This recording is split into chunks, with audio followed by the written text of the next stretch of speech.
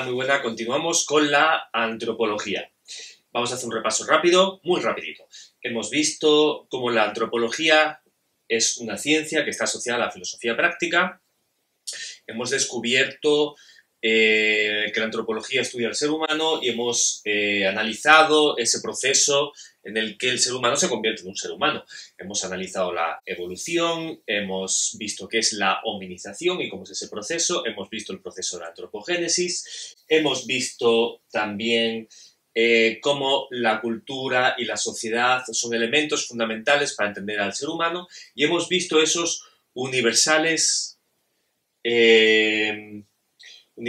culturales, ¿vale? Esos universales culturales que son esos rasgos característicos que nos encontramos en todas las culturas.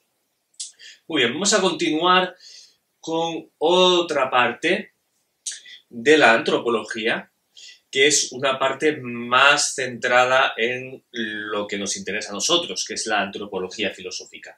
Cuando hablamos de antropología filosófica ya no estamos hablando de una ciencia social, estamos hablando de las concepciones sobre el ser humano a un nivel filosófico, es una reflexión no demostrable, científicamente, pero sin embargo es una interpretación de lo que es el ser humano desde un punto de vista filosófico. Para ello vamos a hacer un recorrido, ¿de acuerdo? Ese recorrido nos lleva a analizar qué es el ser humano desde la antigüedad clásica, griegos y romanos, hasta la actualidad, para ver cómo ha ido evolucionando esa idea de lo que es el ser humano. Bueno, vamos a comenzar con el mundo griego, siglo III, IV a.C., que es cuando decimos que comienza la filosofía en Occidente. Hay 3 o 4 líneas fundamentales de pensamiento que vamos a analizar. Vamos a analizar lo que decía Sócrates, lo que decía su discípulo Platón, lo que decía el discípulo de Platón, que es Aristóteles, y vamos a ver las escuelas epicúreas y estoicistas que vienen después de Aristóteles, cuando en Grecia impera Alejandro Magno. Empecemos por Sócrates, ¿de acuerdo?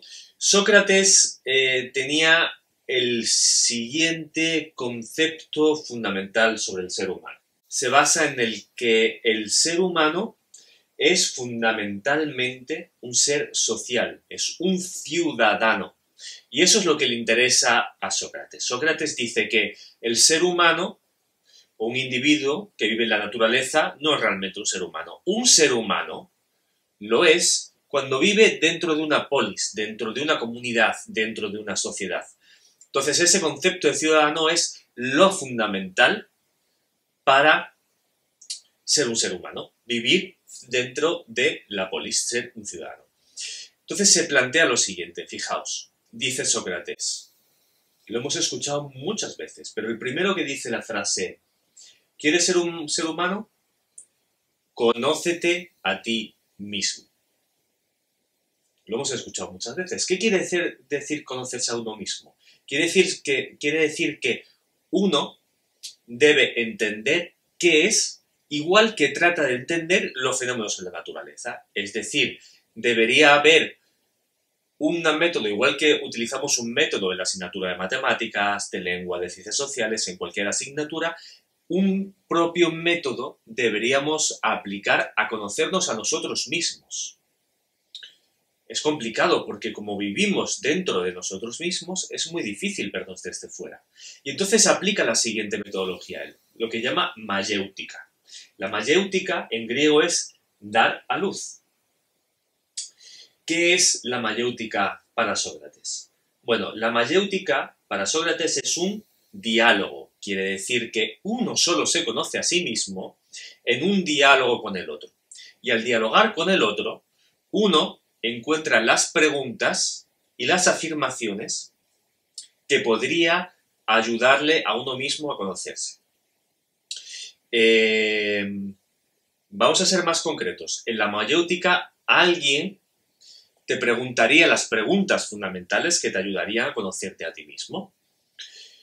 Pero tú, al mismo tiempo, al descubrir cuáles son las preguntas que tú las harías a otro para que se conozca a sí mismo, te darías cuenta cuál es el camino del autoconocimiento para ti mismo. Entonces, es en ese diálogo, en esa sinergia en el que dialogamos con el otro, en el que vamos descubriendo quiénes somos realmente, ayudando a otros a conocerse a sí mismos.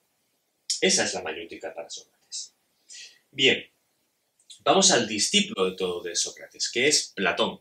Y Platón dice una cosa: muy bien, somos seres sociales, vale, eso está dado, pero dice Platón, lo fundamental que tiene el ser humano, que no tiene ningún otro animal, no es tanto la socialización, es como que somos duales, es decir, somos dos en uno, somos un alma más un cuerpo, ¿vale? Y al tener esa dualidad, alma más cuerpo, eso nos hace especiales.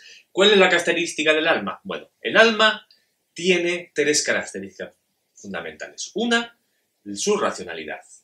Dos, una cosa que es el ánimo o aquello que podemos identificar en cierto modo con las emociones. Y otra tercera que es el apetito. A cada persona le domina un tipo de alma u otra. A los filósofos, los pensadores, la gente que quiere conocer, le domina el alma racional. El ánimo, es decir, las emociones, le dominan a ciertas personas en las que la racionalidad no es tan importante, pero las emociones sí lo son. Y esa emocionalidad a veces nos puede ayudar a ser más racionales. Pero esa emocionalidad hay que tener cuidado, porque también nos puede llevar a ser más instintivos. O la tercera sección del alma, que es el apetito. Es decir, hay personas que se dejan llevar por lo que les apetece en cada momento, por los instintos. O un gobierno determinado por estos tres tipos de alma. Gobernarán los racionales, serán guerreros y nos protegerán en la sociedad los que tengan el tipo de alma intermedia y un ánimo fuerte. Serán la sección productora, los campesinos, los que producirán alimentos, los que construirán, los que tengan un alma apetitiva. Entonces, producir es propio de almas apetitivas, gobernar es propio de almas racionales que conozcan. Estos tres tipos de alma son los que determinan la sociedad para Platón. Y el ser humano es un ser con alma y cuerpo, con un tipo de alma específica y según su tipo de alma tendrá una función social.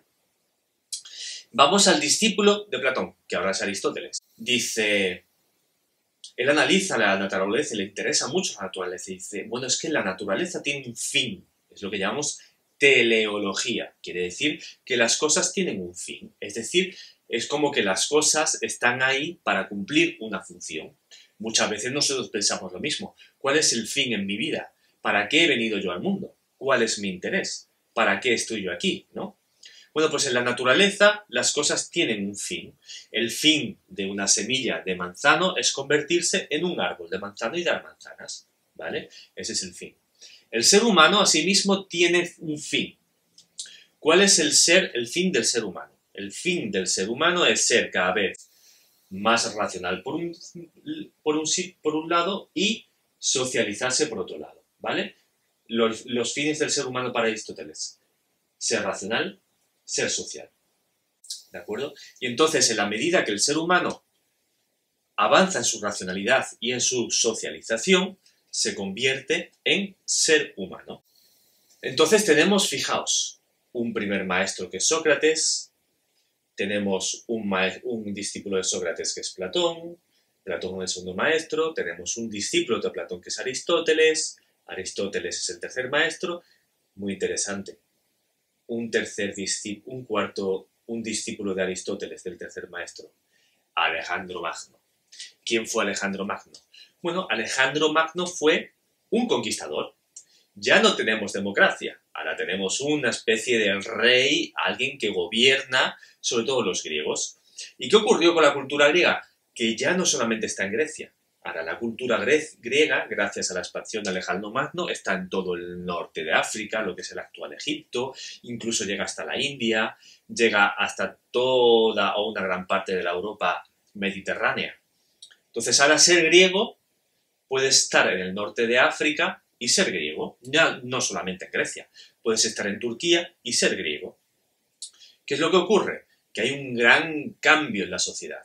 Los griegos pasan de ser gente que participa en la política y en la sociedad y que se identifican con su polis a ser ciudadanos de una idea que no está concretizada en un sitio específicamente, sino que puede ser cualquier parte del mundo con una cultura griega y en la que se hable en griego. Entonces ahí tenemos dos escuelas fundamentales de pensamiento en este nuevo cambio. Tenemos a los epicureístas y a los estoicos, y ambos plantean lo siguiente: el ser humano está aquí para ser feliz. Y solo hay un elemento para ser feliz: uno mismo. Uno mismo puede conquistar su propia felicidad. Sin embargo, los epicúreos plantean lo siguiente: la felicidad está mediatizada por la búsqueda del placer, ojo, controlado, porque si el placer provoca dolor, ya no nos ayuda a la felicidad. Los estoicos dicen lo siguiente: no, es el mantenerse inalterable. Cuando ocurren cosas externas, negativas o positivas, los que nos mantienen en felicidad. Es decir, es desvincularse de los elementos exteriores para buscar nuestra propia felicidad, no importa lo que pase fuera. Un estoico diría que hay una pandemia y tengo que quedarme en casa. No importa, yo voy a buscar mi propia felicidad aunque tenga que quedarme en casa. No dependo de lo que ocurra exteriormente. ¿Qué dice un epicúreo? Bueno, puedo obtener mis placeres cotidianos estando en casa, mi rato de lectura, mi conversación con mis familiares, jugar a mi videojuego favorito un rato, el tener tiempo para otras cosas que normalmente no tengo tiempo. Esa búsqueda de placeres cotidianos es lo que te permite la felicidad. Y esos son los epicureístas y los estoicos.